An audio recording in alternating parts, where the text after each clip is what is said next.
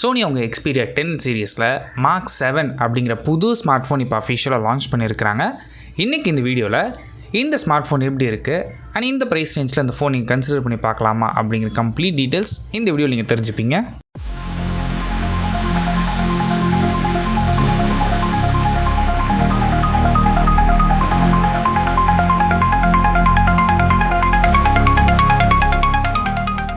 First நம்ம பார்க்குறது design பொறுத்த வரைக்கும் ரொம்ப காம்பேக்ட் ஃபார்ம் ஃபேக்டரில் இங்கே டிசைன் பண்ணியிருக்காங்க. இதோட சைஸ்ன்னு எடுத்துக்கிட்டிங்கன்னா வெறும் 6.1 inches தான். இந்த கலர் ஆப்ஷன்ஸும் நல்லா இருக்குது. இந்த ஃபோன் 3 கலர் வேரியண்ட்டில் அவைலபிளாக இருக்குது. Black, white and green colours.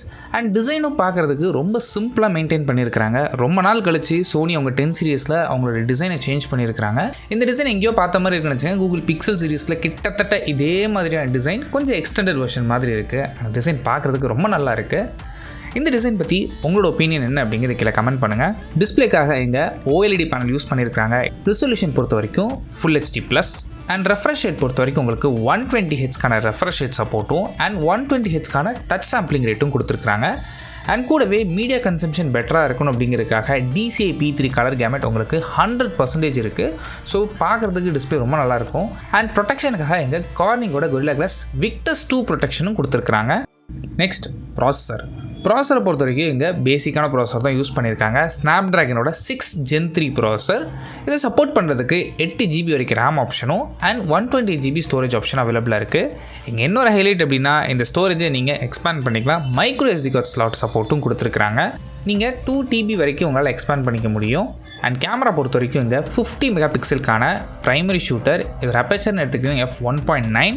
இங்கே சோனியோட சொந்த சென்சரான XMR RS சென்சார் யூஸ் பண்ணியிருக்காங்க. இதோட சைஸ் பார்த்தீங்கன்னா உங்களுக்கு 1/1.56 inches, ஓரளவுக்கு பெரிய சென்சார் தான். அண்ட் இதோட ஃபோக்கல் லென்த்னு எடுத்துக்கிட்டிங்கன்னா உங்களுக்கு 24mm ஃபோக்கல் லென்த்தில் கிடைக்கும். செகண்டரி சென்சார் இங்கே 13 மெகாபிக்சலுக்கான அல்ட்ரா வைட் ஷூட்டர். இதோட சைஸ்ன்னு பார்த்தீங்கன்னா 1/3 inchesக்கான சென்சார். 123 டிகிரி வரைக்கும் நல்ல வைடாக உங்களால் இமேஜஸ் கேப்சர் பண்ணிக்க முடியும். இதோட ஃபோக்கல் லென்த்னு எடுத்துக்கிட்டிங்கன்னா உங்களுக்கு 16mmக்கான focal length. And front facing camera பொறுத்த வரைக்கும் உங்களுக்கு 8 மெகாபிக்சலுக்கான ஃப்ரண்ட் ஃபேசிங் கேமரா ஆப்ஷன் இருக்குது. இதோட அப்பேச்சர்னு எடுத்துக்கிட்டிங்கன்னா f2.0. நெக்ஸ்ட் இந்த ஃபோனை ரன் பண்ணுறதுக்கான பேட்டரி பொறுத்த வரைக்கும் உங்களுக்கு 5000 mAhக்கான பேட்டரி கெப்பாசிட்டி இருக்குது. அண்ட் இந்த ஃபோனை சார்ஜ் பண்ணுறதுக்காக உங்களுக்கு 30 wattsக்கான வயர்ட் ஃபாஸ்ட் சார்ஜிங் சப்போர்ட்டும் கொடுத்துருக்காங்க.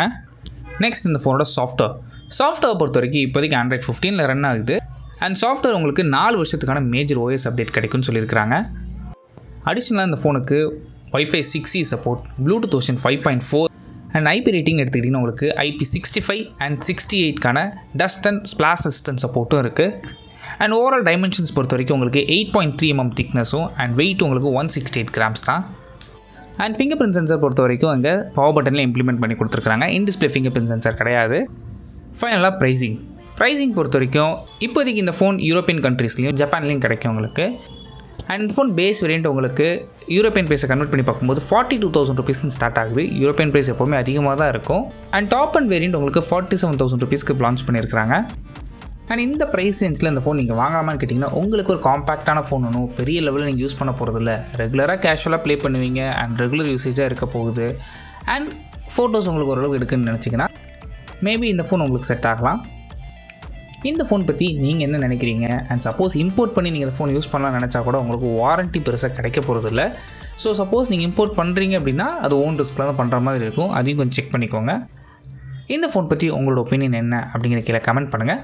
தேங்க்ஸ் ஃபார் வாட்சிங்.